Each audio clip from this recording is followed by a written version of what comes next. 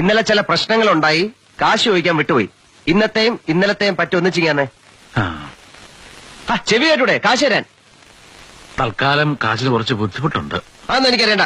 എന്റെ കാശ തന്നെ ഏൽപ്പിച്ചതല്ലോ ചോദിക്കുന്നത്. ഇവിടെ പണം കായ്ക്കുന്ന മരമൊന്നുമില്ല. എങ്കിലും എവിടുന്നെങ്കിലും ഒന്ന് കൊണ്ട് നട. വെള്ളം ഒഴിക്കാൻ ആളുണ്ടല്ലോ.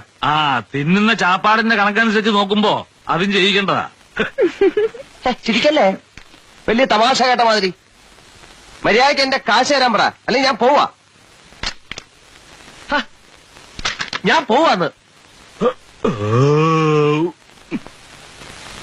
ആക്കരുത്. ഈ ഏമ്പക്കത്തിന്റെ അർത്ഥം എനിക്ക് മനസ്സിലായി. മനസ്സിലായല്ലോ? മനസ്സിലായി. അത് തന്നെയാ പറഞ്ഞത്. എന്റെ ഇപ്പോ 2000 രൂപ എടുക്കാനില്ല. പിന്നെ എന്താ ഉണ്ട്? നുള്ളിപ്പെറുക്കി അവർ 500 രൂപ കാണും. എന്റെ പട്ടിക്ക് വേണം. മര്യാദയ്ക്ക് 2000 രൂപ എന്റെ കയ്യിൽ എണ്ണി തന്നില്ലെങ്കിൽ അതിന്റെ പ്രത്യാഘാതം മേഘം എന്നുള്ളതിന്റെ ഇയാളെന്നെ പഠിപ്പിക്കൊന്നും വേണ്ട. പ്രത്യാഘാതം അത് ഭയങ്കരമായിരിക്കും. എന്തും നേരിടാൻ തയ്യാറായിട്ട് തന്നെയായി നാടകത്തെ ഇറങ്ങിത്തിരിച്ചിരിക്കുന്നത്. ഒരുമാതിരി പല തന്തയ്ക്ക് പറഞ്ഞ പരിപാടി എന്റെ അടുത്ത് കാണിക്കരുത്. തൽക്കാലം പല തന്തയുണ്ടെന്ന് വിചാരിച്ചേക്കാം. എല്ലാ ദിവസവും സൂര്യാസ്തമനത്തിന് മുമ്പ് 100ന്റെ 10 ഇന്ത്യൻ കറൻസി നോട്ട് എന്റെ കയ്യിൽ തന്ന് ബോധിപ്പിച്ചുകൊള്ളാം എന്ന് വാക്കാൽ ഉറപ്പ് വന്നിട്ടാ ഞാൻ ഈ നാണം കെട്ട പരിപാടിക്ക് ഇറങ്ങി തിരിച്ച്. വാക്കാലല്ലേ, മുദ്രപത്രത്തിലൊന്നും എഴുതി തന്നിട്ടില്ലല്ലോ. നിങ്ങളൊരു കൊള്ളാവുന്ന കുടുംബത്തിലെ ആളാണെന്ന് വിചാരിച്ചത് എന്റെ തെറ്റ്. എന്ത് പറഞ്ഞാലും എന്റെ ഇപ്പൊ കാശില്ല.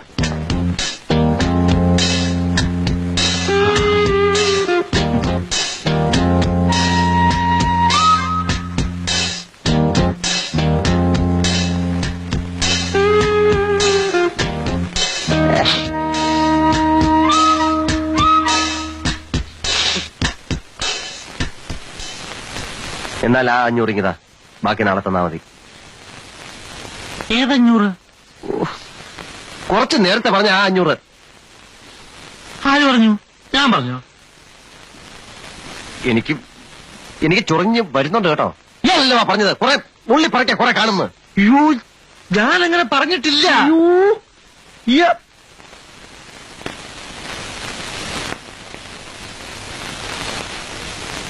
ശരി, എല്ലാം പോട്ട്. ഇപ്പൊ എത്ര?